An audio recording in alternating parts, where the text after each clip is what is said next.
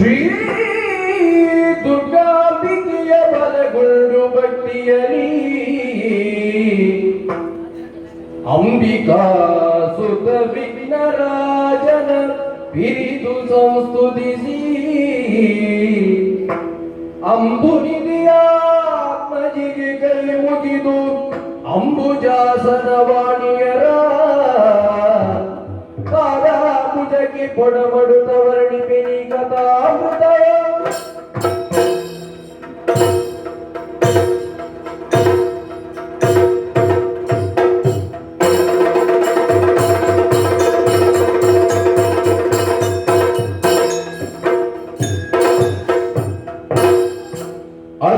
ಅರಸಗೇಳು ದಿನದಿ ತರಣಿಸುತ್ತರಾಧಿಯ ಅರಿತು ನಯಮನದಿ ವಿದ್ಯೆಯಿಲ್ಲದ ಬಾಳು ತರಣಿಸುತ್ತರಾಧಿಯ ಅರಿತು ತನ್ನಯ ಮನದಿ ವಿದ್ಯೆಯಿಲ್ಲದ ಬಾಳು ಬರಡು ಪಶು ಸಮ ಬುದ್ಧಿ ಧರಣಿಯೊಳಗೀನವಿಂದು ಬರಡು ಪಶು ಸಮ ಬುದ್ಧಿ ಧರಣಿಯೊಳಗವಹೀನ ವಿದ್ಯೆಯೇ ಪರದೈವವು ತಿರಿಯೊಳಾರಿಹರು ವರ ವಿದ್ಯೋಪದೇಶಕರು ಅರಿವಿನಿಂದೆನು ತಪ್ಪಿತ ನಡಿಗೆರಗಿ ವಿನಯದಲ್ಲಿ ಅರಿವಿನಿಂದೆನು ಪಿತ ನಡಿಗೆರಗಿ ವಿನಯದಲ್ಲಿ ಅರಿತೆಯೋದಿದಿ ಸರಸವೆಂದರಿಯದಿ ಇದನನು ಗ್ರಹಿಸು ಶರಣು ಶರಣು ತರಣಿಸುತ್ತರಾದಿಯ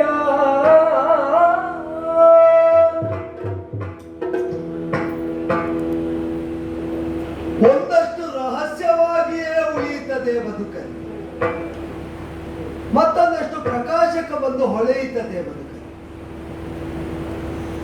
ಪ್ರಕಾಶದಲ್ಲಿ ನಾವು ಕಂಡದ್ದೇನುಂಟೋ ಅದರಿಂದಲೇ ರಹಸ್ಯವನ್ನು ಅನ್ವೇಷಿಸುವ ಪ್ರವೃತ್ತಿ ಬದುಕಲ್ಲಿ ತಾನಾಗಿ ಜಾಗೃತವಾಗುತ್ತದೆ. ಜ್ಞಾನಿಗಳಾದವರ ಬದುಕನ್ನು ನೋಡಿದ್ರು ನಮಗೆ ಗೊತ್ತಾಗುವುದಲ್ಲ. ಪ್ರಕಾಶಮಯವಾಗಿ ಕಂಗೊಳಿಸುವಂತಹ ಬದುಕನ್ನೇ ಆಧರಿಸಿ ಬದುಕಿಗೆ ಕಾರಣ ಏನು, ಬದುಕಿನ ಹಿನ್ನೆಲೆ ಯಾವುದು, ಬದುಕಿನಿಂದ ಸಾಧಿಸಬೇಕಾದ್ದೇನು, ಬದುಕಿನ ಮೂಲಕವಾಗಿ ಏರಿ ಹೋಗಬೇಕಾದದ್ದೆತ್ತ ಎಂಬುದನ್ನು ಅನ್ವೇಷಿಸುವುದಕ್ಕೆ ನಮ್ಮ ಮನೋಬುದ್ಧಿಗಳು ತುಡಿಯುತ್ತದೆ. ಅದಕ್ಕೆ ಪ್ರಯತ್ನಪರರಾಗುತ್ತಾರೆ. ಪ್ರಯತ್ನಿಸಿದವರಿಗೆಲ್ಲ ಫಲಿತಾಂಶ ಉಂಟು ಅಂತ ಖಚಿತತೆ ಇದೆ. ಹಾಗೆಂತ ಫಲಿತಾಂಶ ಖಚಿತವಲ್ಲ ಎಂಬುದರಿಂದ ಪ್ರಯತ್ನ ಮಾಡದೇ ಯಾರು ಉಳಿಯುವುದು ಇಲ್ಲ. ನಮ್ಮ ಪಾಲಿಗೆ ಎಷ್ಟು ದಕ್ಕುತ್ತದೋ ಅಷ್ಟನ್ನು ನಾವು ಅರಿಯಬೇಕು. ಅರಿತು ಬದುಕನ್ನು ಸುಗಮವಾಗಿಸ್ತಾ ಸಾರ್ಥಕವಾಗಿಸಬೇಕು ಎಂಬ ಪ್ರಯತ್ನ ಪ್ರತಿಯೊಬ್ಬರನ್ನು ಒಂದಲ್ಲ ಒಂದು ಹಂತದಲ್ಲಿ ಜಾಗೃತವಾಗಿಯೇ ಇರ್ತದೆ. ಆಗುವುದಕ್ಕೆ ಅಧಿರಥ ನಾಮಕನಾದಂತಹ ಧೃತರಾಷ್ಟ್ರ ಭೂಪತಿಯ ಸಾರಥಿ ಹಸ್ತಿನಾವತಿಯಲ್ಲಿ ಸಾಕಿದ್ದು ನನ್ನನ್ನು. ವಸುಸೇನ ಅಂತ ನನಗೆ ಹೆಸರಿರಿಸಿದೆ. ಹಸ್ತಿನಾವತಿಯ ಅರಸುವಾಗಿ ಪ್ರತಿಷ್ಠಿತನಾದಂತಹ ಧೃತರಾಷ್ಟ್ರ ಭೂಪತಿಯ ಸಾರಥಿ ಎಂಬುದರಿಂದ ಅರಮನೆಗೆ ಹೋಗುವುದು ಬರುವುದು ಒಡನಾಡುವುದು ಸಹಜವಾದ ವಿದ್ಯಮಾನವಾಗಿತ್ತು. ಅದೊಂದು ವಿಶೇಷವಾಗಿ ಬದುಕಲ್ಲಿ ಕಾಣಲಿಲ್ಲ. ಬಾಲ್ಯವನ್ನು ಕಳೆದು ಯೌವನವನ್ನು ಉತ್ತರಿಸ್ತಾ ಪ್ರೌಢನಾಗಬೇಕು ಎಂಬ ಹಂತದಲ್ಲಿ ಹಾಗೆ ನೋಡಿದರೆ ನಾನೀಗ ಯಾವ ಸ್ಥಿತಿಯಲ್ಲಿದ್ದೇನೆ ಅದು ಯೌವನದಲ್ಲಿ ವಿದ್ಯಾಭ್ಯಾಸವನ್ನು ಅರಿಯಬೇಕು, ವಿದ್ಯಾಭ್ಯಾಸವನ್ನು ಹೊಂದಬೇಕು ಎಂಬ ಪ್ರಯತ್ನದಲ್ಲಿ ಯಾರಿರ್ತಾರೋ ಅವರಿಗೆ ಸಹಜ ಸ್ಥಿತಿ. ನನಗೆ ಸ್ವಲ್ಪ ತಡವಾಗಿ ಅರಿವು ಮೂಡಿಸಿದ ಸ್ಥಿತಿ. ಆದ್ದರಿಂದಲೇ ಸಹವರ್ತಿಗಳಾಗಿರುವ ಬಾಲರೆಲ್ಲ ಪ್ರಾಯದಲ್ಲಿ ನನ್ನಿಂದ ಸಣ್ಣವರು. ಹಾಗಂತ ಅವರ ಹೊರಗುವರು ಅರಮನೆ ಆಶ್ರಯದಲ್ಲೇ ಬೆಳೆಯುತ್ತಾ ಇರುವ ವಿಶಾಲವಾಗಿ ಬೆಳೆದು ನಿಂತಹ ಹಬ್ಬಿ ಹರಡಿದಂತಹ ಗುರುಕುಲದಲ್ಲಿ ಈ ತಲೆಮಾರಿನ ಪ್ರಾತಿನಿಧ್ಯವನ್ನು ಹೊಂದಿ ಬೆಳೆಯುತ್ತಾ ಇರುವ ಅರಸು ಕುಮಾರರವರಲ್ಲಿ ಸಂಖ್ಯೆಯಲ್ಲಿ 105 ಮಂದಿ ಇದ್ದಾರೆ. ಸತತವಾಗಿ ಯತ್ನಶೀಲರಾಗಿದ್ದುಕೊಂಡು ವಿದ್ಯಾಸಿದ್ಧಿಯನ್ನು ಹೊಂದಬೇಕು ಅಂತ ಕುಂಭಸಂಭವರೆಂದೇ ಪ್ರಸಿದ್ಧರಾದ ಭರದ್ವಾಜ ಗೋತ್ರೋತ್ಪನ್ನರಾದಂತಹ ದ್ರೋಣರನ್ನು ಆಶ್ರಯಿಸಿ ಇಲ್ಲೇ ನೆಲೆಯಾದಂತಹ ಗುರುಕುಲದಲ್ಲಿಯೇ ತಾವು ವ್ಯಸ್ತರಾಗಿ ವಿದ್ಯಾರ್ಜನೆಯಲ್ಲಿ ಸತತವಾಗಿ ತೊಡಗಿಕೊಂಡಿದ್ದಾರೆ. ಅವರ ಆಗುಹೋಗುಗಳಾಗಲಿ ಬೆಳವಣಿಗೆಗಳಾಗಲಿ ವಿದ್ಯಾಭ್ಯಾಸದ ಉಪಕ್ರಮವಾಗಲಿ ಪ್ರತಿ ದಿವಸ ಅರಸ ಕೇಳುವಂತಾಗ್ತದೆ. ಇವರು ಹೀಗೆ ಕಲ್ತಿದ್ದಾರೆ, ಇಷ್ಟು ಕಲ್ತಿದ್ದಾರೆ, ಹೀಗೆ ಮುನ್ನಡೆಯುತ್ತಾ ಇದ್ದಾರೆ ಅಂತ. ಅರಸೊತ್ತಿಗೆ ಪೀಠದಿಂದಲೇ ವಿಚಾರಣೆ ನಡೆಯುತ್ತದೆ. ಅರಸೊತ್ತಿಗೆ ವಿಚಾರಿಸ್ತದೆ ಅಂತಂದ್ರೆ ಧೃತರಾಷ್ಟ್ರ ಭೂಪತಿ ಜನ್ಮಾಂಧನಾಗಿದ್ದರೂ ತಾನೇ ಎಲ್ಲವನ್ನು ವಿಚಾರಿಸಿ ನೋಡಿಕೊಳ್ತಾನೆ ಅಂತ ಅಲ್ಲ. ಎಲ್ಲ ಆಗು ಹೋಗಿನ ಹೊಡೆ ಹೊತ್ತಂತಹ ಆಚಾರ್ಯರೆನಿಸಿದ ಭೀಷ್ಮರು ಗುರುಕುಲದ ವಿದ್ಯಮಾನಗಳನ್ನೆಲ್ಲ ಸಸೂಕ್ಷ್ಮವಾಗಿ ನಿರೀಕ್ಷಿಸ್ತಾ ಇದ್ದಾರೆ. ಆದ್ದರಿಂದಲೇ ಆ 105 ಮಂದಿ ಅಬಾಧಿತವಾಗಿ ವಿದ್ಯಾರ್ಜನೆಯನ್ನು ಮಾಡುವಲ್ಲಿ ಕೃತ ಪರಿಶ್ರಮರಾಗುತ್ತಾ ಇದ್ದಾರೆ. ಅವರು ಮಾತ್ರವೂ ಅಂತ ಕೇಳಿದರೆ ಹಸ್ತಿನಾವತಿ ಅರಸು ಪೀಠ ಅಂಗೀಕರಿಸಿ ಅನ್ಯರು ಕೆಲವರಾದರೂ ಬಂದು ಈ ಗುರುಕುಲದಲ್ಲಿ ವಿದ್ಯಾಭ್ಯಾಸದ ಸುಯೋಗವನ್ನು ಹೊಂದಿದ್ದು ನನ್ನ ಅನುಭವಕ್ಕೂ ಬಂತ. ನಮಗೆ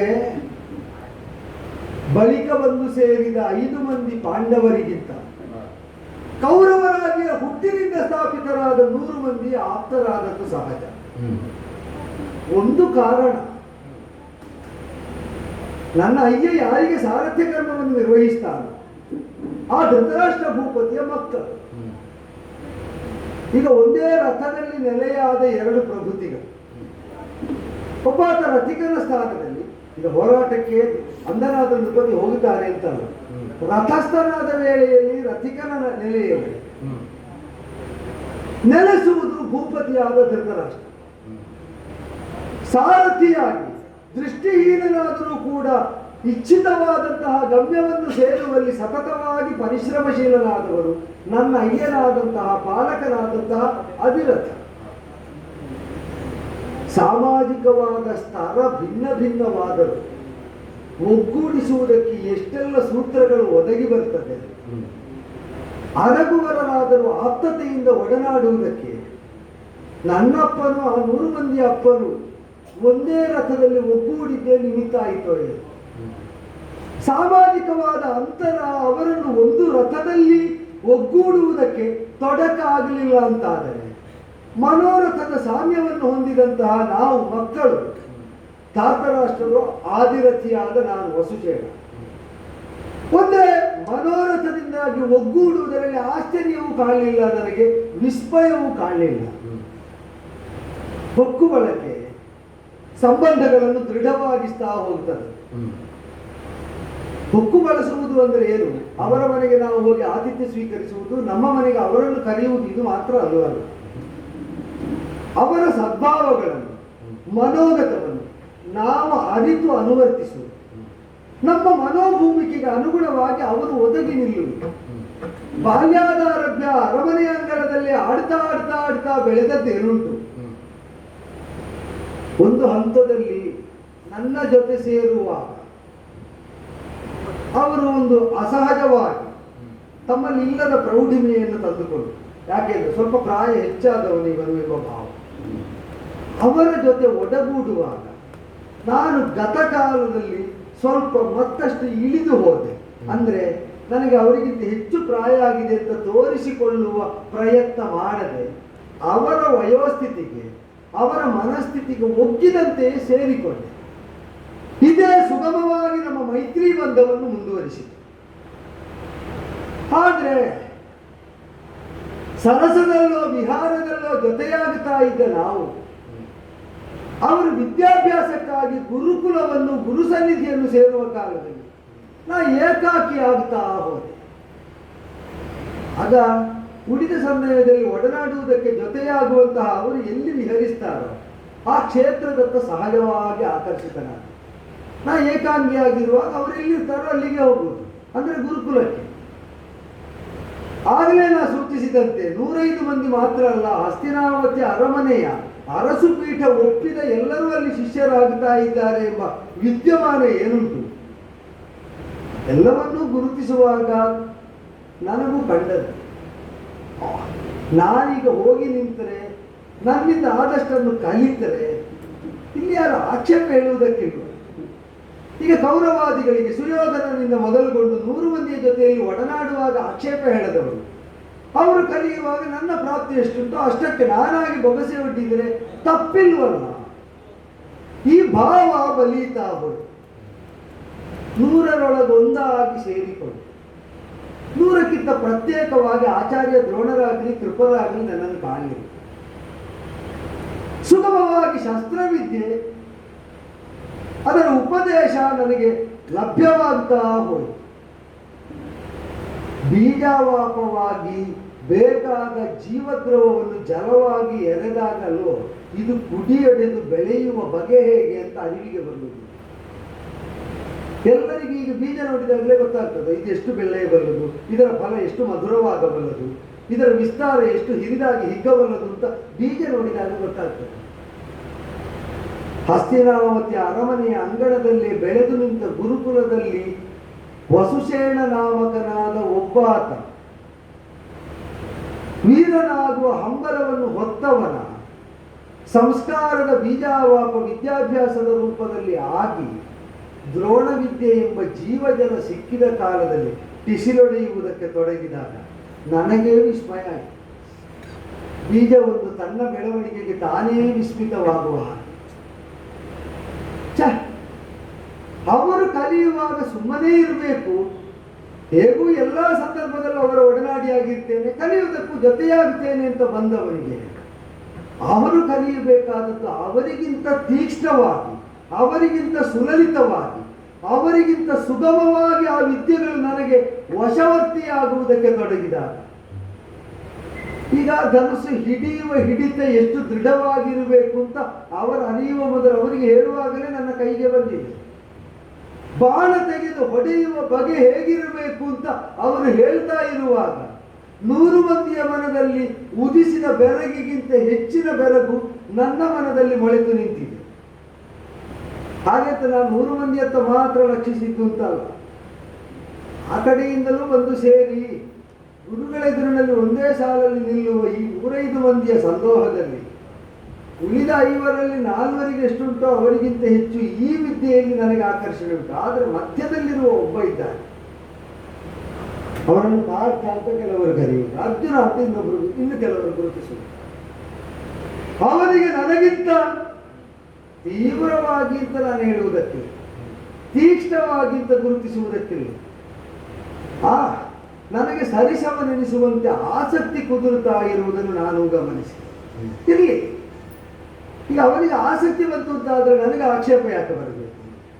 ನನ್ನ ಆಸಕ್ತಿಗೆ ನೀರೆರೆದು ನಾ ಕಲಿಯಬಹುದಾದದನ್ನೆಲ್ಲ ಕಲಿಸ್ತಾ ಕಲಿಸ್ತಾ ಕಲಿಸ್ತಾ ಒಂದು ಶಸ್ತ್ರವಾಗಿ ಧನುಸ್ಸನ್ನು ನಾ ಬಳಸುವ ಬಗೆಯನ್ನು ನನಗೆ ತಿಳಿಸಿಕೊಟ್ಟ ಕಾಲದಲ್ಲಿ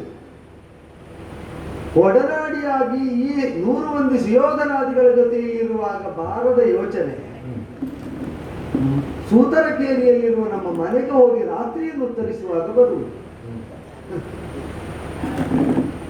ರಾತ್ರಿ ಮಲಗಿದಾಗ ಅಥವಾ ಕುಳಿತಾಗ ಅನ್ಯ ವ್ಯವಹಾರ ನಿರತನಾದಾಗ ನನಗೆ ಕಾಣುವುದು ಸೂತರಕೇರಿಯಲ್ಲಿ ಎಷ್ಟು ಬೆಳಕಿದ್ದರೂ ಅದು ಬೆಳದಿಂಗಳಿಗೆ ಸಮ. ಬದುಕು ಬೆಳಗಬೇಕಾದರೆ ಈ ವಸುಶೇಣನ ಬದುಕಿನ ಹಗಲು ಸಿದ್ಧವಾಗುವುದು ಅರಮನೆಯ ಅಂಗಣದಲ್ಲಿ. ಈಗ ಇಲ್ಲಿ ಬೇಕಾದ ವ್ಯವಸ್ಥೆ ಇಲ್ಲ ಅಂತಲ್ಲ, ಹಗಲಲ್ಲೂ ರಾತ್ರಿಯಲ್ಲೂ ಬೆಳಕಿರ್ತದೆ, ರಾತ್ರಿಯ ಬೆಳಕು ಕೃತಕವಾಗಿರ್ತದೆ, ಹಗಲಿನ ಸೂರ್ಯನ ಬೆಳಕು ಸಹಜವಾಗಿರ್ತದೆ. ಸಹಜವಾದ ಬೆಳಕಿನಿಂದ ಒಂದು ಜೀವ ಹೊಂದಬಹುದಾದ ಉತ್ಕರ್ಷ ರಾತ್ರಿಯ ಕೃತಕತೆಯಲ್ಲಿ ಹೊಂದುವುದಕ್ಕೆ ಹೇಗೆ ಅಸಾಧ್ಯವೋ, ಸೂತಕೇರಿಯಲ್ಲೇ ಕಾಲಯಾಪನೆ ಮಾಡುವುದರಿಂದ ವಸುಶೇಣನ ಬದುಕು ಅದು ಮುಂದೆ ಹೋದೀತು ಅಂತ ಯೋಚಿಸಿದರೆ ಮುಂದುವರಿದೀತು. ಆದರೆ ಎತ್ತರಕ್ಕೆ ಇರುವುದಕ್ಕಿಲ್ಲ. ಹಗಲಿನಲ್ಲಿ ಒಂದು ವಸ್ತು ಸ್ಫುಟವಾಗುವಂತೆ ವಸುಶೇಣನ ವ್ಯಕ್ತಿತ್ವ ಸೂತನ ಕೇರಿಯಲ್ಲಿ ಸ್ಫುಟವಾಗುವುದಕ್ಕಿಲ್ಲ. ಇದು ಬೆಳದಿಂಗಳಿನ ಆಶ್ರಯದಲ್ಲಿ ಆಹ್ಲಾದ ಅನುಭವಿಸುವುದಕ್ಕಾದೀತು. ಕೌಟುಂಬಿಕತೆ, ಸ್ನೇಹಪರತೆ, ತಂದೆ ತಾಯಿಯಂದಿರು, ಸಹೋದರರು, ಇಲ್ಲಿರುವಂತಹ ಬಂಧು ಬಳಗ, ಇದೆಲ್ಲ ಆಹ್ಲಾದವನ್ನು ಕೊಡ್ತದೆ. ಇದು ಸರಿ ಇಲ್ಲ ಅಂತ ಆಕ್ಷೇಪ ಅಲ್ಲ, ಆದರೆ ಇದು ಸಹಜಗತಿಗೆ ಪೂರಕ ಅಲ್ಲ ಅಂತ ಅನಿಸುವುದಕ್ಕೆ ತೊಡಗಿ. ಇದೇ ಅನಿಸ್ತಾ ಇದ್ದಂತೆ, ನಿಜ ಹೇಳಬೇಕು ಅಂತ ಆದ್ರೆ ದಿನ ಉರುಳುತ್ತಾ ಬಂದಂತೆ ರಾತ್ರಿ ಮಾತ್ರ ಮನೆಯಲ್ಲಿರುವುದು ಅಂತ ಆಗಿದೆ. ಹಗಲೆಲ್ಲ ಅರಮನೆ. ಈಗ ನಾನು ಯಾವ ರಘುವರನೂ ಅಲ್ಲ. ಈಗ ಕೇಳಿದ್ರೆ ಹೇಳ್ತಾರೆ, ನೀನು ಅರಮನೆಗೆ ಹೋಗಿ ಸೇರುವುದು ತಪ್ಪು ಅಂತ ಹೇಳುವಷ್ಟು ನಮಗೂ ಧೈರ್ಯ ಇಲ್ಲ. ಅಂದ್ರೆ ಅದು ಅಮ್ಮನ ಮಾತು. ತೇಲಿ ಬಂದ ಮಗು ಅನ್ನುವ ಮಗು ಈಗ ತೇಲುವುದಕ್ಕೆ ತೊಡಗಿದ್ದ ಅರಮನೆಯಿಂದಲೇ, ಆದ್ರೆ ನೀವು ಹೋಗುವುದು ಬೇಡ ಅಂತ ನಾನೇ ಹೇಳುವುದು. ಅಂದ್ರೆ ಆ ತಾಯಿ ಹೃದಯ ಅರಮನೆಯಲ್ಲಿ ವೈಭವದಲ್ಲಿ ನಾ ಕಳೆದುಕೊಂಡದ್ದನ್ನು ಆಸ್ವಾದಿಸ್ತದೆ ಅಂತ. ಈಗ ನನ್ನನ್ನು ಅರಮನೆಯಿಂದಲೇ ಯಾರೋ ತೇಲಿ ಬಿಟ್ಟಿದ್ದಾರೆ ಅಂತ ಗೊತ್ತಿದ್ದವಳು ಹೇಳಿದ್ದ, ಗೊತ್ತಿದ್ದವಳು ಹಾಗೆ ಹೇಳಿ ಆಗ, ಅಥವಾ ನನಗಾದ್ರೂ ಗೊತ್ತುಂಟು. ಅವಳು ಹೇಳುವುದೇನು ಅಂದ್ರೆ, ಆಗಲಿ ಹೇಗಾದ್ರೂ ನನ್ನ ಮಡಿಲೇರಿ ಬೆಳೆದ ಮಗು, ನನ್ನ ಸ್ತನ್ಯ ಉಂಡಂತಹ ಮಗುವೊಂದು ಅರಮನೆಯ ಆಶ್ರಯದಲ್ಲಿ ಬೆಳಗುತ್ತದೆ ಅಂತ ಆದಾಗ ಸಹಜವಾಗಿ ಹರ್ಷವಾಗುತ್ತದೆ, ಹೋಗು ಅಂತ. ಆದರೆ ಅದರೆಡೆಗೆ ಕಡೆಗಣ್ಣ ದಿಟ್ಟ ನೋಟವನ್ನು ಬೀರ್ತಾ ನಿಯಂತ್ರಣ ವಿಧೇಯನಾಗಿ ನನ್ನನ್ನು ಇರಿಸುವುದಕ್ಕೆ ಸತತವಾಗಿ ಶ್ರಮಿಸ್ತಾ ಬಂದದ್ದು ನನ್ನ ಅಪ್ಪ. ಅಂದ್ರೆ ಅರಮನೆಯ ರೀತಿ ನೀತಿಗಳು, ಶಿಷ್ಟಾಚಾರಗಳು, ಸಲುಗೆಯಿಂದ ಅತಿಕ್ರಮಣ ಮಾಡಿದರೆ ಸಂಭವಿಸಬಹುದಾದ ಅನಾಹುತಗಳು, ಇದರ ಕುರಿತಾಗಿ ಅವರು ಜಾಗೃತರಿದ್ದರು. ಮಗು, ನೀನೆಷ್ಟೇ ಒಡನಾಡು, ನೀನು ಅರಸುಕುಮಾರನಲ್ಲ, ಎಚ್ಚರ ಇರಲಿ. ನನ್ನ ಮಗನು, ನನಗಿಲ್ಲದ ಸ್ವಾತಂತ್ರ್ಯವನ್ನು ನೀನು ಕಸಿಯುವುದಕ್ಕೆ ಯತ್ನಿಸಬೇಡ. ಅಲ್ಲ, ಮಕ್ಕಳು ನನ್ನನ್ನು ಸೇರಿಸಿಕೊಳ್ತಾರಲ್ಲಪ್ಪ, ಮಕ್ಕಳು ಸೇರಿಸಿಕೊಳ್ತಾರೆ, ಹೌದು. ಅವರಾದರೂ ಅರಸುವಿನ ಮಕ್ಕಳು, ಅರಸರಲ್ಲ. ಇನ್ನು ಅವರು ಕರೆಯಬಹುದು, ಅದು ಅವರ ಔದಾರ್ಯ. ಸ್ವೀಕರಿಸಬೇಕಾದ್ರೆ ನಮ್ಮ ವಿವೇಕ ಜಾಗೃತವಾಗಿರಬೇಕು, ಎಚ್ಚರ ಇರಬೇಕು. ಆಯ್ತು ಅಂತ ತಲೆ ಆಡಿಸಿ. ಹಾಗೆ ಅಂತ ಇತ್ತೀಚೆಗೆ ಈ ಶಸ್ತ್ರವಿದ್ಯೆಯಲ್ಲಿ ನೈಪುಣ್ಯ ಬರ್ತದೆ ಎಂಬಂತಹ ಭರವಸೆ ನನ್ನೊಳಗೆ ಮೊಳೆಯುವುದಕ್ಕೆ ತೊಡಗಿದ್ದಾನೆ. ಹೆಚ್ಚು ಹೆಚ್ಚು ಹಗಲನ್ನು ಅರಮನೆಯ ಬೆಳಕಿನಲ್ಲೇ ಕಳೆಯುವುದಕ್ಕೆ. ಭಗವಾನ್ ಭಾಸ್ಕರನ ಬಿರುಬಿಸಿಲಿಗೆ ತಲೆಯೊಡ್ಡಿ ಬೆವರಿ, ಆ ಬೆವರಿನ ಮಧುರ ಫಲವನ್ನು ಹೊಂದುವುದಕ್ಕೆ. ಬೆವರು ಲವಣಯುಕ್ತವಾದದ್ದು, ಆದರೆ ಬದುಕಿಗೆ ಅದು ಮಧುರ ಫಲವನ್ನೇ ಕೊಡುತ್ತದೆ ಅಂತ ಅರಿವಿಗೆ ಬಂದ ಮೇಲೆ ಬೆವರುವುದಕ್ಕೆ ನಾವು ಬೆವೆದುಕೊಳ್ಳುವುದಕ್ಕಿಲ್ಲ. ಅದರಲ್ಲಿ ಆಸಕ್ತರಾಗುವುದು. ಸತತವಾಗಿ ಅಭ್ಯಾಸಶೀಲರಾದ ಕಾರಣದಲ್ಲಿ ಗುರುಗಳಿಂದ ಬೋಧವು ಒಂದು ಹಂತದಲ್ಲಿ ಶಸ್ತ್ರವಿದ್ಯಾಭ್ಯಾಸ ಸಂಪನ್ನವಾಗಿ, ಇನ್ನು ಮುಂದೆ ಅಸ್ತ್ರ, ಮುಕ್ತ ಮುಕ್ತ ಮುಕ್ತ ಮುಕ್ತ ಮಂತ್ರಮುಕ್ತವೇ ಮೊದಲಾದಂತಹ ಅಸ್ತ್ರ ವಿಶೇಷಗಳೇನು ಬಿಟ್ಟು ಬಿಡದಂತೆ ವಶದಲ್ಲೇ ಇಟ್ಟುಕೊಳ್ಳುವುದು, ಹಿಡಿದುಕೊಂಡೇ ಹೊಡೆಯುವುದು. ನಾವು ಕೈ ಬಿಟ್ಟದರಿಂದ ಘಾತ ಆಗುವುದು. ಮುಕ್ತ ಮುಕ್ತ ಮುಕ್ತ ಮುಕ್ತ. ಇನ್ನೀಗ ಮಂತ್ರಮುಕ್ತವಾದದ್ದೆರಡೆಗೆ, ಮಂತ್ರಪೂರಿತವಾಗಿ ನಾವು ಹಿಡಿದ ಆಯುಧವನ್ನು ಪ್ರಬಲವಾಗಿಸಿ ನಾವು ಕೈ ಬಿಡುವುದು. ಅದು ಬಿಟ್ಟ ಮೇಲೆ ತಾಗಬೇಕಾದ ಎಡೆಯನ್ನು ಮಾತ್ರ ತಾಗಬೇಕು, ತಾಗಬಾರದನ್ನು ಸೋಕಕೂಡದು. ತಾಗಿದ್ದು ಉಳಿಯುವುದಿಲ್ಲ ಎಂಬಷ್ಟು ನಿಖರತೆ ಸಿದ್ಧಿಸಬೇಕು. ಲಕ್ಷ್ಯ ಸಿದ್ಧಿಯಾದ ಮೇಲೆ ಅದಕ್ಕೆ ಮಂತ್ರಬಲವನ್ನು ಜೊತೆಯಾಗಿಸುವ ಉಪಕ್ರಮ ಇದು. ಅವರು ಇದನ್ನೆಲ್ಲ ಹೇಳಿಕೊಡ್ತಾರೆ ಅಂದಾಗ ರೋಮಾಂಚನ. ಆದ್ದರಿಂದಲೇ ನಿನ್ನೆ ದಿನ ಮಿಂದು ಮಡಿಯಿಟ್ಟು ವಿಶೇಷವಾಗಿ ದೇವರನ್ನೊಂದ್ರೆ, ಈಗ ದೈವಾರಾಧನೆ ಯಾವುದು ಅಂದ್ರೆ ಕುಲಾಚಾರಕ್ಕನುಗುಣವಾಗಿ ದೈವ ಸ್ವರೂಪ ಸಂಕಲ್ಪ, ಅದರ ಆರಾಧನೆ ವಿಧಿ, ಇದಕ್ಕೆ ನನ್ನನ್ನು ಒಟ್ಟಿಕೊಳ್ಳುವುದಿಲ್ಲ ಅಂತಲ್ಲ. ಆದರೆ ಅಮ್ಮ ಬಿಸಿಲನ್ನು ಹೊದ್ದಿಕೊಂಡು ನೀರಲ್ಲಿ ತೇಲುತ್ತಾ ಹೋರಾಡುತ್ತಾ ಬಂದ ನನ್ನ ಮುತ್ತಿನ ಕಂದ ಅಂತ ಕರೆದದ್ದೇ ಪ್ರಚೋದನೆಯಾಗಿ ಎಲ್ಲದಕ್ಕೂ, ಈಗ ನಮಗೆ ಗೊತ್ತಿದ್ದದ್ದಕ್ಕೂ ಗೊತ್ತಿಲ್ಲದಕ್ಕೂ ಎಲ್ಲದಕ್ಕೂ ಅಧಿದೇವತೆ, ಎಲ್ಲವನ್ನು ಅರಿತು ನೋಡುವ ಜಗತ್ತಿನ ಕಣ್ಣೆನಿಸಿದ ಸೂರ್ಯ ಅಂತ ಕಂಡದ್ದರಿಂದ ಯಾಕೋ ಅಮ್ಮ ಹೇಳಿದ್ದನ್ನು ಕೇಳಿ ಕೇಳಿ ದೇವರೇ ಅಂತ ನೋಡುವಾಗ ನೆತ್ತಿಯ ಮೇಲಿದ್ದ ಸೂರ್ಯನು ನೋಡುವುದು ಅಭ್ಯಾಸ ಆಗಿರುವುದು. ಭಗವಾನ್ ಭಾಸ್ಕರ ಕರ್ಮಸಾಕ್ಷಿ,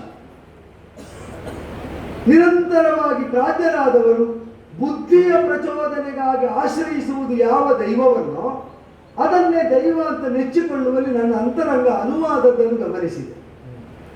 ಆದ್ದರಿಂದಲೇ ನಿನ್ನೆಯ ದಿವಸ ಬಿಂದು ಮಡಿಯುಟ್ಟು ದೈವ ಪ್ರಾರ್ಥನೆ ಮಾಡುವಾಗ ನನ್ನ ಬದುಕು ಬೆಳಕಾಗುವಂತೆ ಹರಸುತ್ತಂತೆ ಅಂತ ಕೇಳಿ.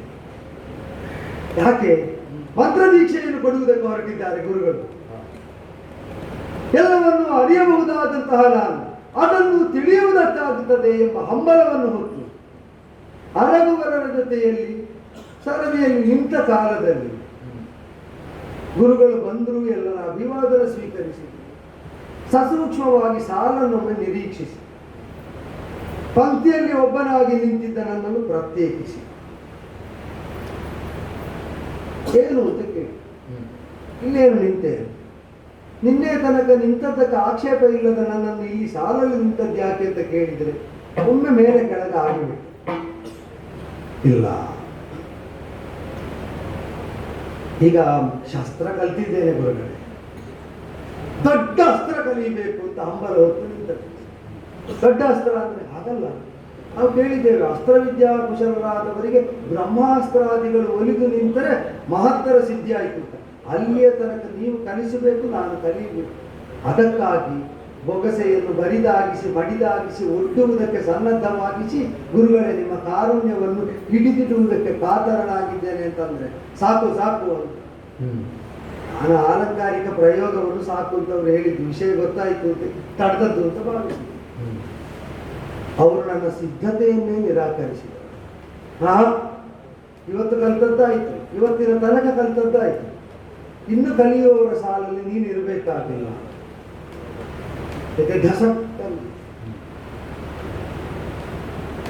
ಈಗ ಯಾವ ವಿಚಾರಣೆಯನ್ನು ವಿಶೇಷವಾಗಿ ಮಾಡದೆ ಬಂದಿದ್ದಾರೆ ಎಂಬ ನೆಲೆಯಲ್ಲಿ ಕಲಿಸ್ತಾ ಬಂದವರು ಇವತ್ತಿಗಾಗುವಾಗ ಪಂಕ್ತಿ ಭೇದವನ್ನು ಮಾಡಿ ನೀನಿಲ್ಲ ಅಂತಂದರೆ ಯಾಕೆ ಗುರುಗಳೇ ಅಂತ ಕೇಳಿ,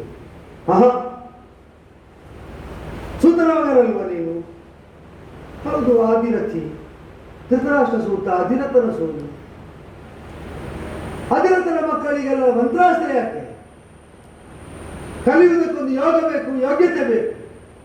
ಅದಿಲ್ಲವಾದದ್ದರಿಂದ ಇದನ್ನೆಲ್ಲ ಕಲಿಯುವುದಕ್ಕೆ ನೀನು ಅನರ್ಹ, ನಿನಗೆ ಕಲಿಸುವುದಕ್ಕೆ ನಾನು ಒಡಂಬಡುವುದಕ್ಕಿಲ್ಲ. ನಿಖರವಾಗುಂಟು ಧ್ವನಿ, ನಿರ್ದಿಷ್ಟವಾಗುಂಟು.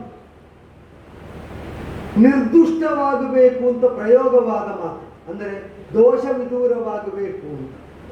ದೋಷ ಸ್ವರೂಪನಾಗಿ ನನ್ನನ್ನೇ ಗುರುತಿಸಿ ಮಾತಿನಿಂದ ನನ್ನನ್ನು ನಿವಾರಿಸಿದ ಅವರ ಖಚಿತವಾದ ನಿರ್ಣಯದ ನುಡಿ, ನಿತ್ತ ನೆಲೆ ಅದರ್ತಾ ಇರುವಂತಹ ಅನುಭವ, ಮಹತ್ವಾಕಾಂಕ್ಷೆ ಮೊಳೆತು ಚಿಗುರೊಡೆದು ಮರವಾಗಿ ಇನ್ನೇನು ಫಲಿತವನ್ನು ಕಲ್ಪಿಸಿಕೊಡ್ತದೆ ಎಂಬ ಹಂಬಲ ಹೊತ್ತ ವೇಳೆಯಲ್ಲಿ ಬುಡಕ್ಕೆ ಕೊಡಲಿ ಬಿದ್ದಂತಹ ಸನ್ನಿವೇಶ. ಹೀಗೆ ಕಡಿದುರುಳಿಸಿದರೆ ಯಾಕಾಗುವುದಿಲ್ಲ? ಸಹಜ ಪ್ರವೃತ್ತಿಯಾಗಿ ನಾ ಕಲಿತದ್ದಲ್ವ. ಕಲಿಯುವ ಯೋಗ ಯೋಗ್ಯತೆಗಳಿಲ್ಲ ಅಂತಾದ್ರೆ ನನ್ನಲ್ಲಿ ಆಸಕ್ತಿ ಯಾಕೆ ಬಳಿಯಬೇಕು? ಸಹವರ್ತಿಗಳಾದ ಸಹಪಾಠಿಗಳೆಲ್ಲ ಇಲ್ಲ ಇಲ್ಲ ಇಲ್ಲ, ಈ ಗುರುಕುಲದಿಂದ ಹೊರಹೊಮ್ಮಬಲ್ಲ ಅಮೋಘ ಬಿಲ್ಗಾರರಲ್ಲಿ ವಸುಶೇಣ ನೀನೊಬ್ಬನಾಗುತ್ತಿ. ಈ ಖಚಿತವಾದ ವಿಶ್ವಾಸವನ್ನು ನನ್ನಲ್ಲಿ ಕಳೆದಿರುವಾಗ ಅಲ್ಪ ಸ್ವಲ್ಪ ಕಲಿತವರೇ ಈ ವ್ಯಕ್ತಿತ್ವದಲ್ಲಿ ಇಷ್ಟು ವಿಶ್ವಾಸ ಹೊಂದಿದಾಗ, ಗುರುತ್ವವನ್ನು ಹೊಂದಿದವರಿಗೆ ನನ್ನ ಪ್ರಾಪ್ತಿಯ ಕುರಿತಾಗಿ, ನನ್ನದಾದಂತಹ ಪ್ರಯತ್ನದ ಕುರಿತಾಗಿ ಇಷ್ಟ ಆಸಕ್ತಿಯೇ ಇಲ್ಲ ಅಥವಾ ಭರವಸೆಯೇ ಇಲ್ಲ ಅಂತಾದರೆ ಇಲ್ಲಿರುವುದಕ್ಕಿಲ್ಲ ಅಂತ ಗುರುಗಳೇ ಪರಮಾಧಿಕಾರವನ್ನು ಹೊಂದಿದ ಗುರುಕುಲದಿಂದ ಯಾವಾಗ ನಿವಾರಿಸಿದರೋ, ನಿರಾಕರಿಸಿದರೋ, ಮನೆಗೆ ಬಂದೆ. ಇಲ್ಲ, ಯಾವುದನ್ನು ವಿದ್ಯೆ ಅಂತ ತಿಳಿಯುವುದಕ್ಕೆ ಹೊರಟಿದ್ದೇನೋ ಅದನ್ನು ತಿಳಿಯದ ಬಾಳು ಹೀನವೇ. ವಿದ್ಯೆ ದೈವದತ್ತ ನಮ್ಮನ್ನು ಮುನ್ನಡೆಸ್ತದೆ. ದೈವ ಅಂದ್ರೆ ಕರ್ಮ ಅಂತಲೂ ಅರ್ಥ ಉಂಟಂತೆ, ಗುರುಗಳೇ ಯಾವತ್ತೂ ಹೇಳಿ. ನಾವು ಮಾಡಬೇಕಾದ ಕರ್ಮದತ್ತ ನಮ್ಮನ್ನು ಮುನ್ನಡೆಸುವುದರಿಂದಲೂ ವಿದ್ಯೆ ಎಂಬುದು ದೈವ. ನಮ್ಮನ್ನು ಪಾಲಿಸುವ ಶಕ್ತಿಯನ್ನು ನಾವು ಅರಿಯುವಂತೆ ಮಾಡುತ್ತದೆ ಎಂಬುದರಿಂದಲೂ ವಿದ್ಯೆ ಎಂಬುದು ದೈವ. ನಮ್ಮ ಕರ್ಮವಾಗಿ ವಿದ್ಯೆ ನಮಗೆ ಬೇಕು, ನಮ್ಮ ಆರಾಧ್ಯ ಸ್ವರೂಪವಾಗಿ ವಿದ್ಯೆ ನನಗೆ ಬೇಕು. ಅದಿಲ್ಲದ ಬಾಳು ಹೀನ. ಯಾಕೆ ಹೀನ ಅಂದರೆ ದೇವರಿಲ್ಲದ ಬದುಕಿನ ಹಾಗೆ. ವಿದ್ಯೆ ಇಲ್ಲದ ಬದುಕು ದೇವರನ್ನು ಕಳೆದುಕೊಂಡ ಬದುಕು ಒಂದೇ ಅಲ್ವ. ಈ ಚಿಂತನೆಯಲ್ಲೇ ಅನ್ನ ಬೇಡ, ಆಹಾರ ಬೇಡ, ಪಾನೀಯ ಬೇಡ ಅಂತ ನಾನು ಮನೆಯಲ್ಲೇ ಏಕಾಕಿಯಾಗುವುದಕ್ಕೆ ಹೊರಟ್ರೆ ಆಚೀಚೆ ಹೋಗುವಾಗ ಅಮ್ಮಂದೆರಡು ಬಾರಿ ಕೇಳಿದ್ರು. ಸಂಜೆ ಬಂದ ಅಪ್ಪ ತಡೆದು ನಿಲ್ಲಿಸಿ, ಏನಾಯ್ತು ನೀವು, ಏನಾಯ್ತು ಅಂತ ನಾನು ಆಡಿದ ಕಾಲದಲ್ಲಿ ನಿವೇದಿಸಿ ಧನುರ್ವಿದ್ಯಾ ನಿಪುಣನಾಗುವುದಕ್ಕಾಗಿ ನಾನು ಪಟ್ಟ ಪರಿಶ್ರಮ, ಹೊಂದಿದ ಆಸಕ್ತಿ, ಅದರಲ್ಲಿ ಗಳಿಸಿದ ಯಶಸ್ಸು ಅರಿತೆ, ಸ್ವಲ್ಪ ಕಲಿತೆ. ಅರಿತು ಕಲಿತಾ ಇದ್ದಾಗಲೇ ಕಲಿಕೆ ನಿವಾರಿಸಲ್ಪಟ್ಟ ಸ್ಥಿತಿಯಲ್ಲಿ ನಾನೀಗ ಕಲಿಸಬಲ್ಲವರನ್ನು ಹುಡುಕಿ ಹೊರಡುತ್ತಾ ಇದ್ದೇನೆ. ಆಶೀರ್ವದಿಸಿ, ಕಲಿಯದೆ ಮರಳುವುದಕ್ಕಿಲ್ಲ ಅಂತ ಆಡಿದೆ. ಇಲ್ಲಿಗೆ ಏನು ಅಂತ ದಿಗಿಲು ಹೊಡೆದ ನಮ್ಮ ಅಪ್ಪ ಕೇಳಿದರೆ ನಿರ್ದಿಷ್ಟವಾಗಿ ಏನನ್ನೂ ಹೇಳಲಿಲ್ಲ. ಅರಮನೆಯ ಅರಗುಗರ ಜೊತೆಯಲ್ಲಿ ನಾನು ನಿಲ್ಲುವುದು ಗುರುಗಳಿಗೆ ಇಷ್ಟ ಆಗಲಿಲ್ಲ ಅಂತ ಕಾಣುತ್ತದೆ. ಮಾತ್ರ ಅಲ್ಲ, ಅಲ್ಲಿ ಒಬ್ಬ ಇದ್ದಾನೆ. ಆಸಕ್ತಿ ಅಮಿತವಾಗಿ ಅವನಿಗೆ ಕಲಿಸುವುದು ಯಾಕೆ ಅಂತ ಕೇಳಿದರೆ ಸಹವರ್ತಿಗಳು ಹೇಳಿದ್ರು. ಅದು ಆ ಮಾತು ಸ್ವೀಕರಿಸುವ ಕಾಲದಲ್ಲಿ ನಾನು ಇರಲಿಲ್ಲ. ನಿಮಗೆಲ್ಲ ಕಲಿಸಿದ್ರೆ ನನಗೆ ಬೇಕಾದ್ದನ್ನು ಯಾರು ಮಾಡ್ತೀರಿ ಅಂತ ಕೇಳಿದರೆ ಹಿಂದೆ ಮುಂದೆ ನೋಡದೆ ನಾನು ಸಾಧಿಸಿಕೊಡ್ತೇನೆ ಗುರುಗಳೆಂದು ಆಡಿದ್ದು ಪಾಂಡವರಲ್ಲಿ ಮಧ್ಯಮನಿಸಿದ ಪಾರ್ಥನೊಬ್ಬ.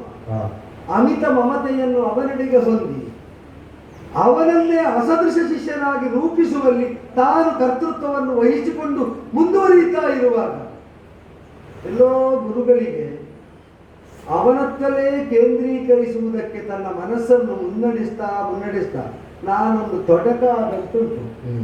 ನನಗೆ ತೊಡಕಿಲ್ಲದ ಎಡೆಯನ್ನು ಹುಡುಕಿ ಹೊರಟು ಅಲ್ಲಿ ಬರಬಹುದಾದ ಎಲ್ಲವನ್ನು ಧಾರೆಯಾಗಿ ಸ್ವೀಕರಿಸಿ ನನ್ನೊಳಗನ್ನು ತುಂಬಿಕೊಳ್ಳಬೇಕು ಅಂತ ಹಂಬಲ ಉಂಟು ಅಂತ ಆಡಿದ ಕಾಲದಲ್ಲಿ ಯಾಕೋ ನಿನಗೆ ಅಂತ ತಡೆದು, ಇಲ್ಲ ಅದಿಲ್ಲದೆ ನಾನಿಲ್ಲ,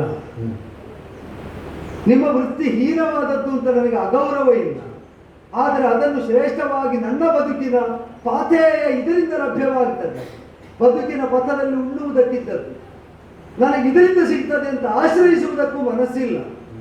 ಗೌರವಿದ್ದ ವೃತ್ತಿಯನ್ನೆಲ್ಲ ಅಳವಡಿಸುವುದಕ್ಕಾಗುವುದಿಲ್ಲ. ಆಸಕ್ತಿ ಇದ್ದ ವಿದ್ಯೆಯನ್ನು ತೊರೆದು ಬದುಕುವುದಕ್ಕೂ ಆಗುವುದಿಲ್ಲ. ವೃತ್ತಿ ನಾನು ಕಲಿತದ್ರಿಂದ ಸಿದ್ಧ ಆಗುವುದಿದ್ರೆ ಚಿಂತಿಲ್ಲ, ಅದಲ್ಲದಿದ್ದರೆ ಅದನ್ನೇ ವೃತ್ತಿಯಾಗಿಸಿಕೊಳ್ಳೇನೆ. ಅದು ಭವಿಷ್ಯಕ್ಕೆ ಬಿಟ್ಟದ್ದು. ಈಗ ಕಲಿಯದೆ ವಿರಮಿಸುವುದಿಲ್ಲ ಅಂದಾಗ ಏನೋ ಒಂದು ಗೊತ್ತು ಗುರಿಯನ್ನು ಇರಿಸಿಕೊಂಡೇ ಹೊರಟಿದ್ದಾನೆ ಎಂಬ ವಿಶ್ವಾಸದಿಂದ ಹರಸಿ ಹೊರಟ ಮೇಲೆ ನನಗೆ ಕಂಡದ್ದು. ಆಸೆ ಬೆಳೆದು ಮಹತ್ವಾಕಾಂಕ್ಷೆಯ ವೃಕ್ಷವಾಗಿ ಬೆಳೆಯುವ ಕಾಲದಲ್ಲಿ ಬುಡಕ್ಕೆ ಗುರುವಚನ ಕೊಡಲಿಯಾಯಿತು ಅಂತ ಆದರೆ ಕೊಡಲಿಯಿಂದ ಹೊಡೆಯದ ಗುರುಗಳು ಯಾರಿದ್ದಾರೆ ಅಂತ ನೋಡಿದರೆ ಕೊಡಲಿಯಿಂದ ಹೊಡೆಯುವವರು ಅದನ್ನೆತ್ತಿ ಯಾರಿಗೆ ಹೊಡೆಯುವುದಿಲ್ಲ ಅಂದರೆ ತನ್ನ ಶಿಷ್ಯರಿಗೆ ಮಾತ್ರ. ಅಂಥ ಗುರುಗಳು ಯಾರು ಅಂತ ಕೇಳಿದ್ರೆ ಕೊಡಲಿ ರಾಮ. ಅವರ ಕೊಡಲಿಯ ಘಾತಕ್ಕೆ ಈಡಾಗದ ಛಾತ್ರ ತೇಜ ಇಲ್ಲ. ಹಾಗೆ ಅಂತ ಕ್ಷತ್ರಿಯ ತೇಜ ಬೆಳೆಯುವಲ್ಲಿ ಅವರ ಸಂಕಲ್ಪ ಇಲ್ಲ. ಕಲಿಸುವುದಕ್ಕೆ ತೊಡಗಿದರೆ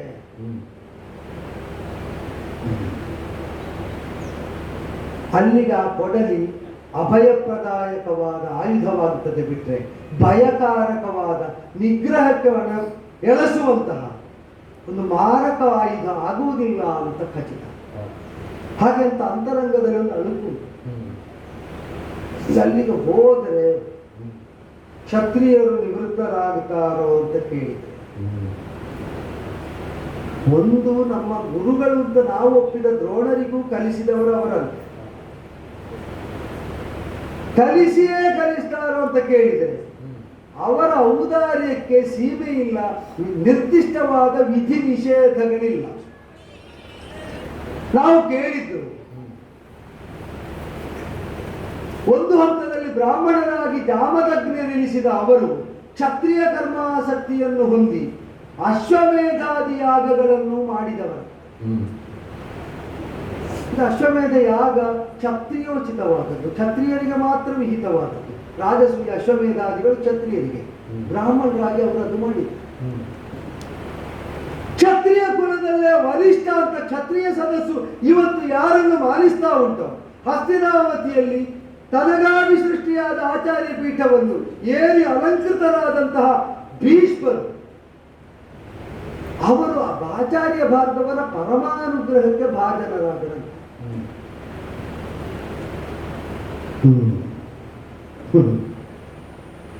ಅಲ್ಲ, ಉಳಿದವರಲ್ಲಿ ಹೇಳಿದ್ರು ಹುಡುಗರಿಗೆ ಅಹಂಕಾರ ಅಂತ ಆದ್ಯ. ಆದರೆ ಒಂದು ಆಸೆ ಉಂಟು. ಗಂಗೆಯ ಒಡಲಲ್ಲಿ ತೇಲಿದವರಲ್ಲೋ ಭೀಷ್ಮರು. ನನ್ನನ್ನು ಗಂಗೆ ಮುಳುಗಿಸಲಿಲ್ವಲ್ಲ. ಗಂಗೆಯ ಒಡಲಲ್ಲಿ ತೇಲಿದ್ದು ಪಾವನ ಅಂತ ಅವರು ಸ್ವೀಕರಿಸುವ ಔದಾರ್ಯ ಹೊಂದುತ್ತಾರಾದರೆ, ಮಲಿನವಾದದ್ದನ್ನು ಒಡಲೊಳಗೆ ಮುಳುಗಿಸುವ ಗಂಗೆ ತೇಲಿಸಿದ್ದಾಳೆ ಎಂಬ ಒಂದೇ ಕಾರಣ ಸಾಲದು ಪರಶುರಾಮರ ಕಾಲು ಹಿಡಿಯುವುದಕ್ಕೆ ಈ ವಸುಶೇಣನ ಕೈಗೊಂದು ಅರ್ಹತೆ ಬರಬೇಕು ಅಂತ. ಗಂಗೆಯಲ್ಲಿ ಮುಳುಗಿದ ಕೈಯಲ್ಲಿ ಸಾಕು. ಮತ್ತೆ ಅವರೇ ಈ ಕಾಯಕ್ಕೊಂದು ಕಲ್ಪವನ್ನು ಒದಗಿಸ್ತಾರೆ ಅಂತ ಹಿಂದೆ ಮುಂದೆ ನೋಡುವುದು ಯಾಕೆ? ತ್ವಮೇವ ಮಾತಾ ಪಿತಾ ತ್ವಮೇವ, ತಂದೆ ತಾಯಿ ಬಂಧು ಬಳಗ ಗುರು ದೈವ ಒದಗಿ ನಿಂತರೆ ಅದನ್ನು ಅರಿಯದೆಯೇ ವಿರಮಿಸುವುದಿಲ್ಲ ಅಂತ ಹೊರಟವನಿಗೆ ಸರ್ವಸ್ವವಾಗಿ ಪರಶುರಾಮ ನನ್ನ ಮನಸ್ಸಿಗೆ ಅವರ ಅಭಿರಾಮನೆ. ನನ್ನ ಮನದಲ್ಲಿ ಆ ಮೂರ್ತಿ ಯಾಕೋ ದೃಢವಾಗ್ತಾ ಇರುವ ಹಾಗೆ ವನಗರ್ಭವನ್ನು ಸೇರಿದೆ, ಋಷಿಮುನಿಗಳನ್ನು ಯಾಚಿಸಿದೆ. ಪರಶುರಾಮರ ಇರವೆಲ್ಲಿಂತ ಅರಿತ ಕಾಲದಲ್ಲಿ ತಡ ಮಾಡುವುದಕ್ಕಿಲ್ಲ. ಆ ಸಾನ್ನಿಧ್ಯವನ್ನೇ ಹಂಬಲಿಸ್ತಾ ಪಾದ ಸೇವಾಸಕ್ತಿಯಿಂದ ಸಾಗಿ ಹೋಗುತ್ತೇನೆ.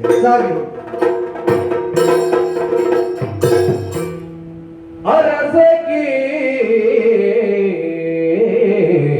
ಕೇಳಿಂತು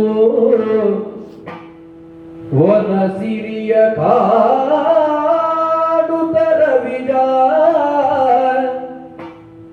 ವನ ಸಿರಿಯ ಕಾಡುತ್ತರ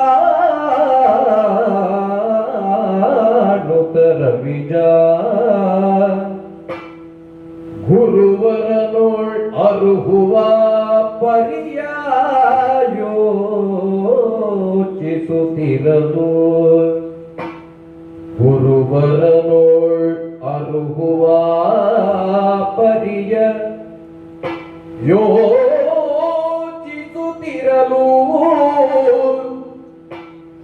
ಧರಣಿ ಕೋಟಿ ಪ್ರಕಾಶದಿಂದ ಭಾರ್ಗವರಾಮ ಧರಿಸಿದ ಬಲ್ಕಲದಿ ಧರಣಿ ಕೋಟಿ ಪ್ರಕಾಶದಿಂದ ಭಾರ್ಗವರಾಮ ಧರಿಸಿದ ಬಲ್ಕಲದಿ ಪರಿಜನವ ಮೈಗುಂಡ ವರವೇಗ ಪುರುಷನಂ ಪರಿಜನವ ಮೈಗುಂಡ ವರವೇಗ ಪುರುಷನೋ ತಿರೆಮಾಗಿ ಬೆಳ್ಮುಗಿಲ ಗಗನದಂತ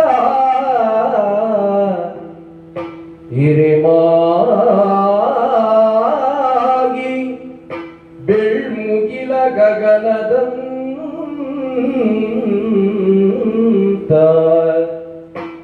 ಭಸಿತದರನ ನಕ್ಷತ್ರ ನೇತ್ರನಾಗಿರೆ ಕಂಡು ಕಂಡು ಶಿರವಾಗಿ ನಮಿಸುತ್ತಿಂದ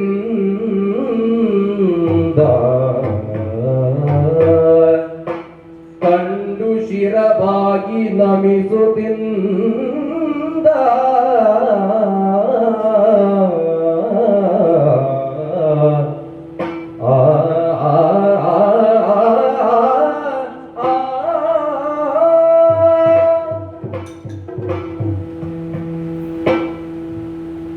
ಒಂದು ರೀತಿಯಾದಂತಹ ತೃಪ್ತ ಭಾವ.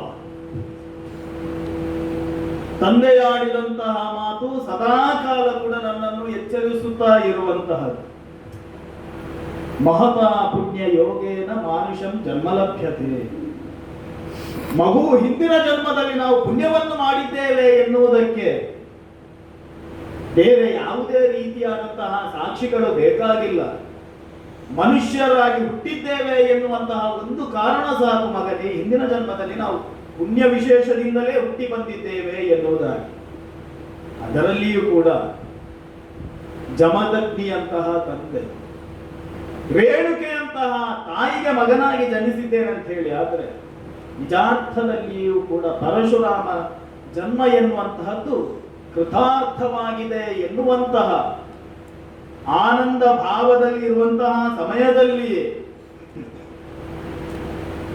ನನ್ನ ಜೀವನದಲ್ಲಿ ನನಗೆ ಒದಗಿದಂತಹ ಒಂದು ರೀತಿಯಾದಂತಹ ಉಭಯ ಸಂಕಟ. ಅದಕ್ಕೆ ಅಲ್ವೇ ಹೇಳುವುದು, ಎಲ್ಲವೂ ಕೂಡ ಮರ್ತ್ಯಲೋಕದಲ್ಲಿ ಜನಿಸಿದಂತಹ ನಾವು ಎನಿಸಿದಂತಹ ರೀತಿಯಲ್ಲಿ ನಡೆಯುವುದಂತ ಹೇಳಿದ್ರೆ ಭಗವಂತನಿಗೆ ಬೆಲೆ ಬರುವುದಕ್ಕೆ ಎಲ್ಲಿ ಸಾಧ್ಯ? ಯಾರೋ ಹಿರಿಯರು ಆಡಿದಂತಹ ಮಾತು, ಗುರುಗಳು ಪ್ರಶ್ನೆಗಳನ್ನು ಕೇಳುವಾಗ ಅದರಲ್ಲಿಯೂ ಕೂಡ ಕಠಿಣವಾದಂತಹ ಪ್ರಶ್ನೆಗಳನ್ನು ಕೇಳುವಂತಹ ಸಂದರ್ಭದಲ್ಲಿ ಶಿಷ್ಯನಾದವನು ಎನಿಸುತ್ತಾನಂತೆ, ಬಹುಶಃ ನನ್ನನ್ನು ನೋಯಿಸುವುದಕ್ಕೆ ಅಥವಾ ನನ್ನನ್ನು ಕಠಿಣವಾದಂತಹ ಪರಿಸ್ಥಿತಿಯಲ್ಲಿ ಒಡ್ಡುವಂತಹ ಉದ್ದೇಶದಿಂದಲೇ ಗುರುಗಳು ಈ ಪ್ರಶ್ನೆಯನ್ನು ನನಗೆ ಕೇಳುತ್ತಾ ಇದ್ದಾರೆ ಎನ್ನುವುದಾಗಿ. ನಿಜಾರ್ಥದಲ್ಲಿ ಹಾಗಲ್ಲ. ಶಿಷ್ಯನಾದವನು ಮತ್ತೊಮ್ಮೆ ಸ್ಫುಟಗೊಳ್ಳಬೇಕು, ಪ್ರಸ್ಫುಟಗೊಳ್ಳಬೇಕು. ಭೂಮಿಯಲ್ಲಿ ಸಿಕ್ಕಿದಂತಹ ಚಿನ್ನವನ್ನಾದರೂ ಕೂಡ ಅದನ್ನು ಅಪರಂಜಿ ಮಾಡುವಂತಹ ಕಾಲದಲ್ಲಿ ಎಷ್ಟು ಸಾರಿ ಉಳಿಸುವುದಿಲ್ಲ, ಎಷ್ಟು ಸಾರಿ ಅದು ಉಳ್ಳಿಯ ಪೆಟ್ಟನ್ನು, ಸುತ್ತಿಗೆ ಪೆಟ್ಟನ್ನು ಪಡೆಯುವುದಿಲ್ಲ. ಹಾಗಿದ್ದರೆ ಭಗವಂತ ಒಡ್ಡಿದಂತಹ ಸವಾಲುಗಳು, ಜನ್ಮದಾತೆಯಾದಂತಹ ಮಾತೆಯ ತಲೆಯನ್ನೇ ಕಡಿಯುವಂತಹ ಪರಿಸ್ಥಿತಿ ನನಗೆ ಬಂದೊದಗಿತ್ತು. ಮಾತೃಹತ್ಯಾ ದೋಷವನ್ನು ಧರಿಸಿದನೋ ರಾಮ ಎನ್ನುವಂತಹ ಪ್ರಶ್ನೆ ಮನಸ್ಸಿಗೆ ಬರುವಂತಹ ಕಾಲದಲ್ಲಿಯೇ ಮಾತೆಯ ಮರು ಹುಟ್ಟಿಗೆ, ತಂದೆ ತಾಯಿಗಳ ಆದರ್ಶ ದಾಂಪತ್ಯಕ್ಕೆ ಮತ್ತೊಮ್ಮೆ ಮುನ್ನುಡಿಯನ್ನು ಬರೆಯುವುದಕ್ಕೆ ನಾನೇ ಕಾರಣನಾದೆ ಎನ್ನುವಂತಹ ತೃಪ್ತ ಭಾವದಿಂದ ನನ್ನ ಜೀವನವನ್ನು ಸಾಗಿಸುವಂತಹ ಸಮಯದಲ್ಲಿ ತಂದೆಯ ದುಃಖಕ್ಕೆ ಕಾರಣರಾದಂತಹ ಕ್ಷಾತ್ರ ಕುಲವನ್ನೇ ಭಂಜಿಸಬೇಕು ಎನ್ನುವಂತಹ ಉದ್ದೇಶದಿಂದ ಪರಶುಧರನಾಗಿ ಭೂಪ್ರದಕ್ಷಿಣೆಯನ್ನು ಗೈಯುತ್ತ ಅಧರ್ಮಿಗಳಾದಂತಹ ಕ್ಷತ್ರಿಯರ ತಲೆಯನ್ನು ತರಿಯುವಂತಹ ಕರ್ಮವು ಕೂಡ ನನಗೆ ಪ್ರಾಪ್ತಿಯಾಯಿತು. ಪರಶುಧರನಾದಂತಹ ನನ್ನ ರೂಪವನ್ನು ಕಾಣುವಂತಹ ಸಂದರ್ಭದಲ್ಲಿ ಪರಶಿವನಿಂದ ದತ್ತವಾದಂತಹ ಈ ಕೊಡಲಿಯನ್ನು ಕೇವಲ ಅಧರ್ಮವನ್ನು ಆಚರಿಸುವಂತಹ ಕ್ಷತ್ರಿಯರ ಶಿರವನ್ನು ಅರಿಯುವುದಕ್ಕೆ ಧರಿಸಿದ್ದಾನೆ ಭಾರ್ಗವರಾಮ ಎನ್ನುವುದಾಗಿ ಯೋಚಿಸಬಹುದು. ಹಾಗಾಗಲಿಲ್ಲ ದೇವರ ದಯೆಯಿಂದ. ಯಾಕೆ ಬರಲಿಲ್ಲ? ಅಧರ್ಮಿಗಳ ತಲೆಯನ್ನು ತರಿಯುವುದಕ್ಕೆ ಉಪಯೋಗವಾದಂತಹ ಇದೇ ಕೊಡಲಿ ಗೋವುಗಳಿಗೆ, ಬ್ರಾಹ್ಮಣರಿಗೆ, ಸ್ತ್ರೀಯರಿಗೆ ಕಷ್ಟಕಾಲ ಬರುವಂತಹ ಸಂದರ್ಭದಲ್ಲಿ ಅವರಿಗೆ ನೆರಳನ್ನು ನೀಡುವಂತಹ ಕೊಡೆಯಾದದ್ದು ಕೂಡ ಅಷ್ಟೇ ಸತ್ಯ. ಬ್ರಾಹ್ಮಣ ಕುಲದಲ್ಲಿ ಹುಟ್ಟಿದಂತಹ ನಾನು ವಿದ್ಯಾ ಪ್ರಸರಣ ಕೈಂಕರ್ಯದಲ್ಲಿ ನನ್ನನ್ನು ನಾನು ತೊಡಗಿಸಿಕೊಂಡಿದ್ದೇನೆ ಎನ್ನುವಂತಹ ಆತ್ಮತೃಪ್ತಿ, ಅದೇ ವಿದ್ಯೆಯನ್ನು ಸಂಪಾದಿಸಿಕೊಂಡಂತಹ ಕ್ಷತ್ರಿಯರು ಮದವೆತ್ತಿ ನಡೆಯುವಂತಹ ಸಂದರ್ಭದಲ್ಲಿ ಅವರ ಮದವನ್ನು ಅರಿಯುವಂತಹ ಕೈಂಕರ್ಯದಲ್ಲಿ ಕೂಡ ತೊಡಗಿಸಿಕೊಂಡಿದ್ದೇನೆ, ಅದರಲ್ಲಿ ಸಫಲನಾಗಿದ್ದೇನೆ ಎನ್ನುವಂತಹ ವಿಶ್ವಾಸವೂ ಕೂಡ ಉಂಟು. ಹಾಗಂತ ಕ್ಷತ್ರಿಯರ ಅವನತಿಯಲ್ಲೇ ನನ್ನನ್ನು ನಾನು ತೊಡಗಿಸಿಕೊಂಡಿದ್ದೇನೋ ಎನ್ನುವಂತಹ ಪ್ರಶ್ನೆ ಬಂದ್ರೆ ದೇವವೃತ ನಾಮಕನಾದಂತಹ ಆತನನ್ನು ಉದ್ಧರಿಸಿದ್ದು ನಾನೇ ಅಲ್ವೇ? ಕಾರಣ ಕೇಳಿದ್ರೆ ಗಂಗೆಯಿಂದ ಭೂತನಾದವನವನು. ಒಂದು ಸಂತೃಪ್ತಿ ನಮಗೆ, ನಮ್ಮ ಬಳಿಗೆ ಯಾರೇ ಬರಲಿ ಬರುವವರು ಕೂಡ ಭೂತರಾಗಿಯೇ ಇರುತ್ತಾರೆ. ಪರಶುರಾಮನಿಂದ ಲಭ್ಯವಾದಂತಹ ವಿದ್ಯೆಯಿಂದ ಬಂದವರು ಕೂಡ ವರ್ಣೋತ್ತರವಾದಂತಹ ಒಂದು ಪದವಿಯನ್ನು ಪಡೆಯುತ್ತಾರೆ ಎನ್ನುವಂತಹ ವಿಶ್ವಾಸ ದೇವವೃತನ ಪ್ರಸಂಗದಲ್ಲಿ ನಮಗೆ ದೊರಕಿತಲ್ಲ. ದೇವವೃತನಾಗಿ ಬಂದವ ನನ್ನಲ್ಲಿ ವಿದ್ಯೆಯನ್ನು ಆರ್ಜಿಸಿಕೊಂಡು ಆಚಾರ್ಯ ಪದವಿಯನ್ನು ಏರಿದನು. ನಿಜಾರ್ಥದಲ್ಲಿ ಪ್ರತಿಯೊಬ್ಬ ಗುರುವು ಕೂಡ ಬಯಸುವುದೇನು? ಶಿಷ್ಯಾದಿಚ್ಛೆ ಪರಾಜಯ. ಅದನ್ನು ನಿಜಾರ್ಥದಲ್ಲಿ ಸಾಕಾರಗೊಂಡು ನನ್ನ ಶಿಷ್ಯ ಇವ ಎನ್ನುವಂತಹ ಹೆಮ್ಮೆಯಿಂದ ತಲೆ ಎತ್ತಿ ನಿಲ್ಲುವಾಗೆ ಮಾಡಿದಂತಹ ಶಿಷ್ಯ ಪರಂಪರೆಯನ್ನು ಬೆಳೆಸಿದ್ದೇನೆ ಎನ್ನುವಂತಹ ಆತ್ಮತೃಪ್ತಿಯಲ್ಲಿ ಇರುವಂತಹ ಸಂದರ್ಭದಲ್ಲಿ ಒಂದು ಕಾಲಕ್ಕೆ ರಾಮನನ್ನು ಕಂಡಂತಹ ಪರಶುರಾಮನಿಗೆ, ಈ ಕಾಲದಲ್ಲಿ ಭೀಷ್ಮನನ್ನು ಕಂಡಂತಹ ಪರಶುರಾಮನಿಗೆ ಇನ್ನು ಶಿಷ್ಯರನ್ನು ಕಾಣುವುದು ಸಾಕು ಸಾಕು ಎನ್ನುವಂತಹ ಭಾವದಿಂದ ಮಹೇಂದ್ರಾಚಲದಲ್ಲಿ ವಿಹರಿಸುವಂತಹ ಸಂದರ್ಭದಲ್ಲಿ ಇವತ್ತು ಯಾಕೋ ಗೊತ್ತಿಲ್ಲ, ದೈವ ಪ್ರೇರಣೆಯೋ ಏನು, ಶಿಷ್ಯನು ಅಥವಾ ನನ್ನಿಂದ ವಿದ್ಯೆಯನ್ನು ಆರ್ಜಿಸುವಂತಹ ಯೋಗ್ಯತವಂತ ಬೇಕು ಬೇಕು ಎನ್ನುವಂತಹ ಮನಸ್ಸು ಬರ್ತಾ ಉಂಟು. ಬೇಕು ಬೇಕು ಎನ್ನುವುದಾಗಿ ನಾನು ಯೋಚಿಸುವುದು ಹೌದು. ಒಂದು ವಿಶ್ವಾಸ ಉಂಟು, ಧರ್ಮದ ಮೇಲೆ ನಂಬಿಕೆ ಇಟ್ಟು ನಡೆಯುವವರು ನಾವು, ಶಾಸ್ತ್ರ ವಚನದಂತೆ ನಡೆಯುವವರು ನಾವು. ಹಾಗಾಗಿ ನನಗೆ ಈ ಮನಸ್ಸು ಬರಬೇಕು ಅಂತ ಹೇಳಿ ಇದ್ರೆ ಧರ್ಮಕ್ಕೆ ಆ ಮನಸ್ಸು ಬಂದಿದೆ, ನಾವು ಆಚರಿಸುವಂತಹ ಶಾಸ್ತ್ರಕ್ಕೆ ವಿಹಿತವಾದಂತಹ ಕರ್ಮದಲ್ಲಿ ನಮ್ಮನ್ನು ನಾವು ತೊಡಗಿಸಿಕೊಂಡಿದ್ದೇವೆ ಎನ್ನುವಂತಹ ವಿಶ್ವಾಸ. ಭಗವಂತನಲ್ಲಿ ಬೇಡಿಕೊಳ್ಳುವುದು ಒಂದು, ಬರುವಂತವನು ಯಾರೇ ಆಗಿರಲಿ, ಬರುವವನು ಯಾವ ಭೂತಕಾಲದಲ್ಲಿ ಯಾವ ರೀತಿಯಾಗಿ ದೇವವೃತ ನಾಮಾಂಕಿತನಾದಂತಹ ಭೀಷ್ಮನು ಬಂದನು, ಅಂತಹ ಪವಿತ್ರವಾದಂತಹ ತೀರ್ಥದಿಂದ ಭೂತನಾದವನು ಬಂದ್ರೆ ಸಾಕು. ಬಂದವನು ನನಗೆ ಪುತ್ರವತ್ ಆಗಿ ನನ್ನಲ್ಲಿ ಅಂತೇವಾಸಿ ಆಗಿದ್ರೆ ಸಾಕು.